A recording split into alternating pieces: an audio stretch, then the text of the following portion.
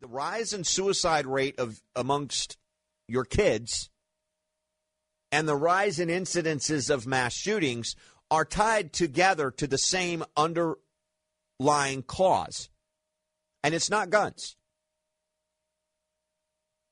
The access that we have in America to firearms has not changed. More law-abiding gun owners own guns, and law-abiding gun owners are owning more guns, but access to those firearms hasn't changed.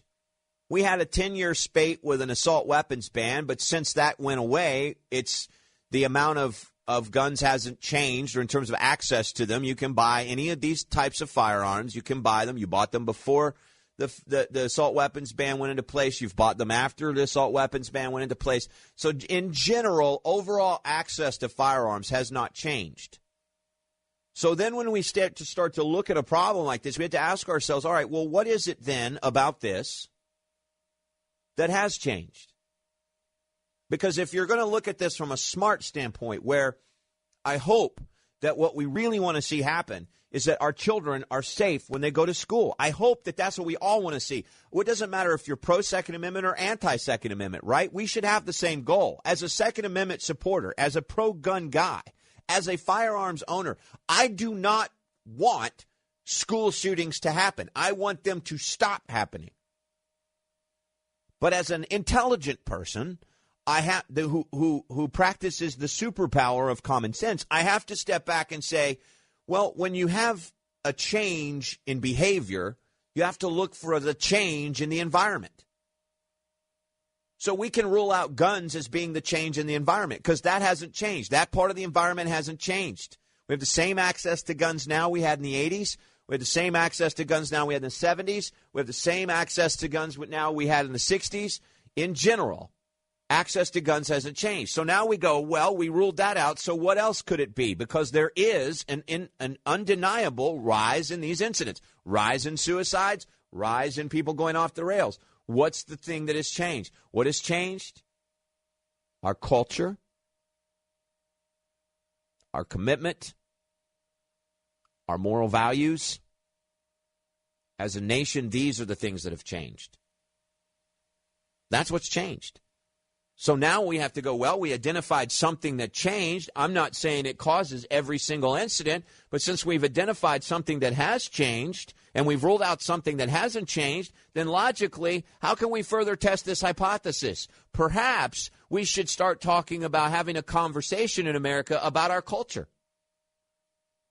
And I don't mean necessarily laws, because I'm not going to go all the way to where the governor went and blaming video games, because video games are a symptom. They're not the cause.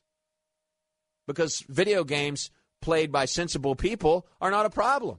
Video games played by propensity to violence and, people that are off those rails we talked about because of other factors in their lives, they could be a problem. But it's not the video game's fault. What I'm saying is, let's start talking about, let's have a conversation in this country about what are we teaching our kids? Are the adults in the room staying together, staying committed to each other? Are we defending our kids from bullies? Are we teaching our kids to stand up to bullies?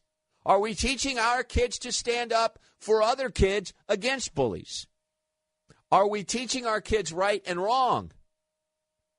Are we instilling moral values? Do we have moral values ourselves? Maybe we could have a conversation because, again, I'm not saying we don't know for sure that what my theory is causes these shootings, but we do know we can rule out the gun because the gun is an inanimate object and the access to the gun hasn't changed. But what has changed very clearly in the last 20 years and with precipitous effect since everybody got a smartphone and got their head stuck in it, there has been an unraveling of the fabric of family. There has been an unraveling of the fabric of moral values in our country. And I don't care whether you agree with me 9 times out of 10 or not. There is truth in what I am saying. Now, again, it's a hypothesis, but why don't we test the hypothesis? Why don't we maybe talk about, hey, you know what? Mothers and fathers should stay together or at least stay committed. Even if they end up getting divorced, what if they stay committed as a clan, as a family, to make sure that their kids are shepherded in the right way?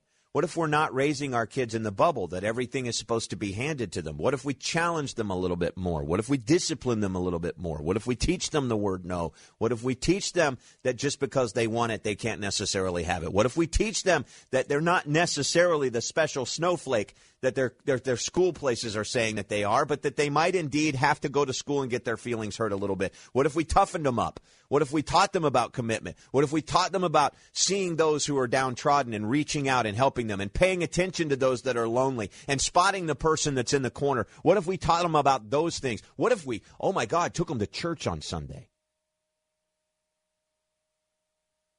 Could we at least just try this hypothesis? Since we know the other factor hasn't changed, but we know this factor has changed, and we can't prove that it's tied together, but could we try it? Could we test it? And if we test it and we still have shootings, but then everybody else at least is better off for having tested it, are we not better off than we were in the first place? Does this not make sense to us? Or must we go down that road where all we do is demonize each other and demonize organizations and demonize politicians and demonize law-abiding Americans and demonize groups that support those law-abiding Americans' rights and demonize constitutional rights and so on and so forth and misreport and mislead and push agendas and so on and so forth? Or maybe we could just do this other thing that's a little more simple and that all of us have control over in our individual lives. News Radio 840 WHAS.